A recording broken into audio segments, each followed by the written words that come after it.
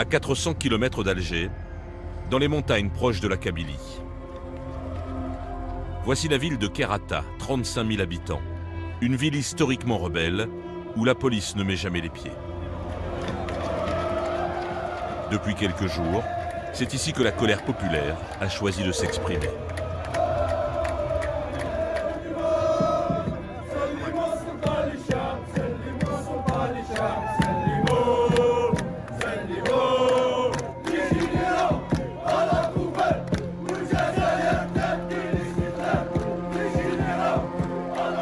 Nous sommes le 16 février et l'affluence de cette manifestation surprend le pouvoir algérien.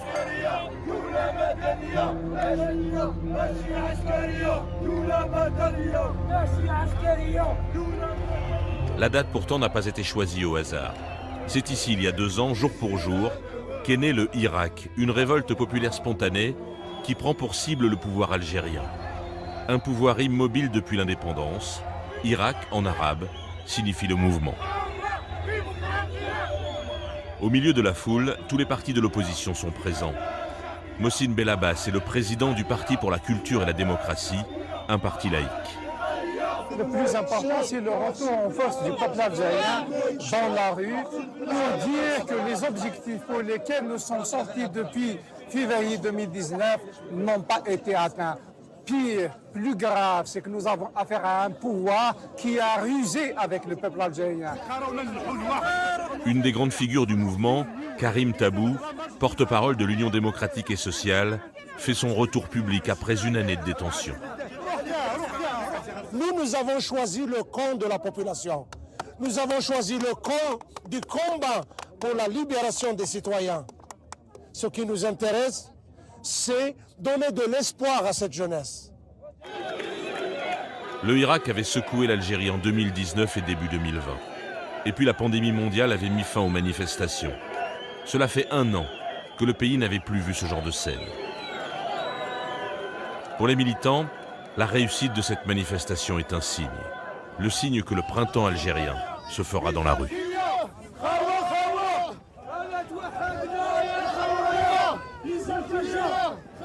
Nous ne sommes pas venus à Kerata pour renouveler le Hirak. Nous ne sommes pas venus ici pour commémorer, mais pour que le pouvoir dégage. Ce rassemblement est une préparation pour la prochaine marche du 22 février. Les manifestants préviennent le pouvoir. Fort de cette première mobilisation, ils veulent être dans les rues d'Alger la semaine suivante.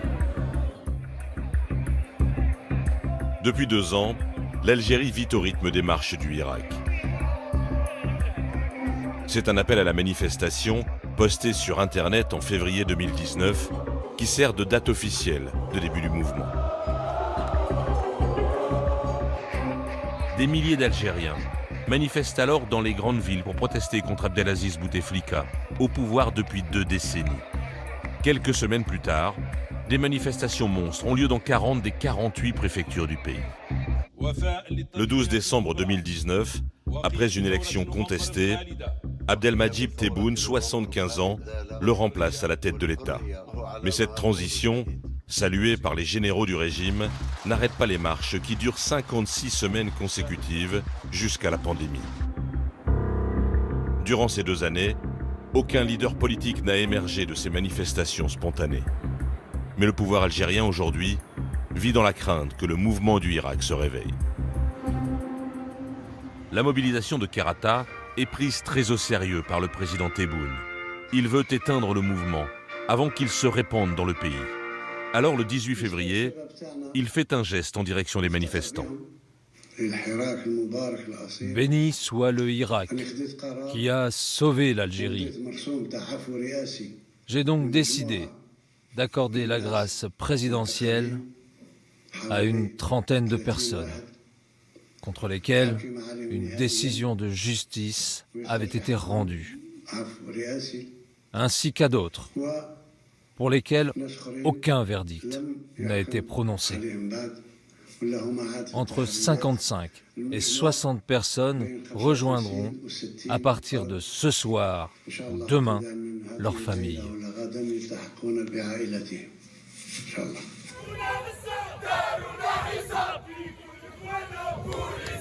Dès le lendemain, une petite foule se presse devant la prison de Koléa, à 60 km d'Alger.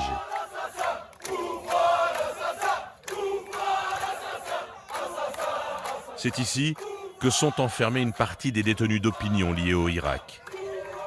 Il serait environ 90 dans le pays. Dans la plupart des cas, condamnés à cause de publications sur les réseaux sociaux. Les Algériens ont compris que cet apaisement n'est qu'un alibi des autorités pour continuer à gouverner, pour continuer à confisquer, pour continuer à réprimer, pour continuer à faire marcher l'Algérie selon leur humeur politique et leurs intérêts. Je vais donner l'exemple de Khaled Drahni, qui était décrit par le président Tebboune comme étant un espion, un traître au pays. Et aujourd'hui, il dit qu'il va le libérer de prison. Dans ce cas, il y a un problème. Si c'est un espion et que le président décide de le libérer, cela veut dire qu'il est de connivence avec lui. Ou alors, Drahni est libéré parce qu'il est innocent. Dans ce cas, le président nous avait menti.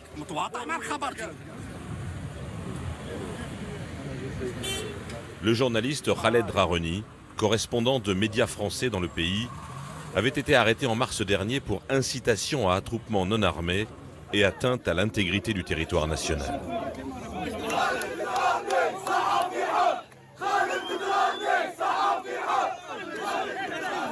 Il est devenu le symbole du combat pour la liberté de la presse en Algérie. Condamné à 2 ans de prison, il est libéré à la tombée de la nuit après une année de détention. Mes premières impressions, c'est la gratitude. J'ai de la gratitude pour tous ceux qui m'ont soutenu en Algérie et à l'étranger. Leur soutien et leur solidarité sont indispensables et n'ont pas de prix. Merci à eux. Mais Khaled Drahni est en liberté provisoire. Une manière pour le régime de garder la possibilité de l'emprisonner à nouveau.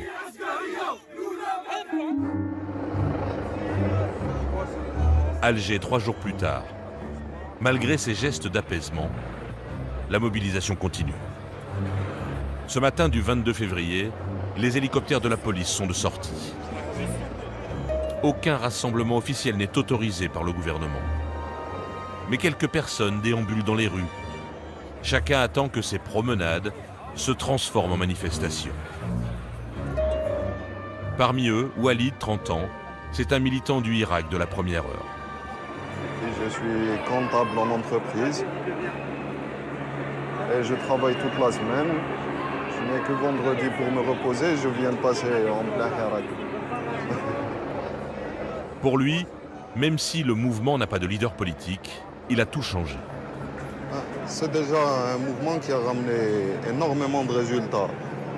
Dans le sens où les gens n'ont plus peur de sortir dans la rue, crier leurs revendications.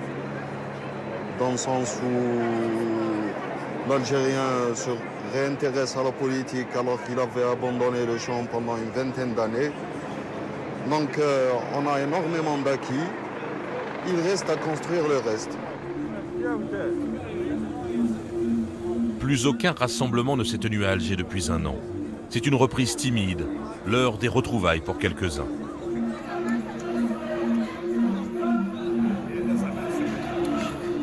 Vers 11h30, une clameur s'élève du quartier populaire de Bellecour. Les jeunes, qui forment le gros des troupes du Irak, débarquent en masse.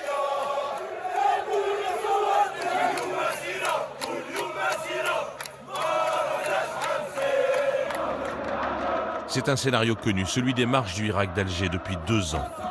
Dès que les jeunes des quartiers de Bellecour et de Bab el-Oued sortent, la rue les rejoint. J'en ai marre, bon sang. Un jeune comme moi a trop souffert pendant 40 ans pour construire sa vie, pour se marier. Je suis comme tous les gens ici. On veut tous la même chose. Nous cherchons la liberté. Le retour des jeunes dans la rue, c'est l'enseignement crucial de cette journée. La réunion des opposants bascule dans la révolte populaire. Débordée, la police a préféré rester dans ses camions.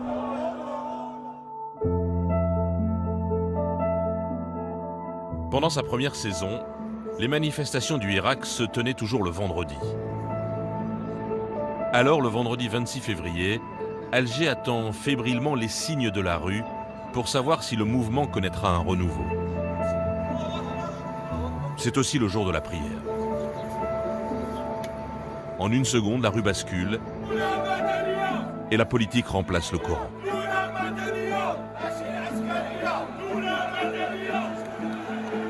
Mais cette fois, la police est présente en force et bloque les manifestants. Elle tente d'interdire l'accès au centre de la capitale.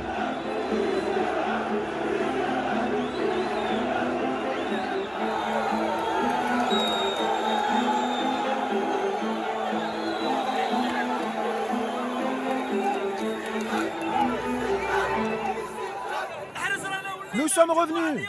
Aujourd'hui, c'est le 106e vendredi du Irak. Nous n'allons pas mourir. Nous nous sommes reposés un peu et maintenant nous sommes de retour. Nous sommes de retour. Encore une fois, la police est dépassée et n'ose plus intervenir. Des dizaines de milliers de personnes sont dans la rue. Des jeunes, mais pas seulement. Toutes les strates de la société algérienne sont représentées. Nous sommes descendus dans la rue pour qu'ils partent tous, et non pas pour qu'ils restent assis sur les chaises du pouvoir. Nous ne voulons pas qu'un dirigeant parte et qu'il soit remplacé par un autre qui a 91 ans. On en a marre des vieux. Ça suffit. Nous leur avons demandé de mettre des jeunes et pas des vieux au pouvoir. Qu'ils partent tous. Nous avons dit tous. Ce sera donc tous. Même rue, même jour, même chant. Ce vendredi, le peuple algérien semble bien avoir repris les habitudes du Irak. Ce jour-là, d'autres manifestations ont eu lieu un peu partout dans le pays, notamment à Béjaïa, à Tizi Ouzou ou à Oran. Plus rien ne semble désormais arrêter le Irak, même la pandémie.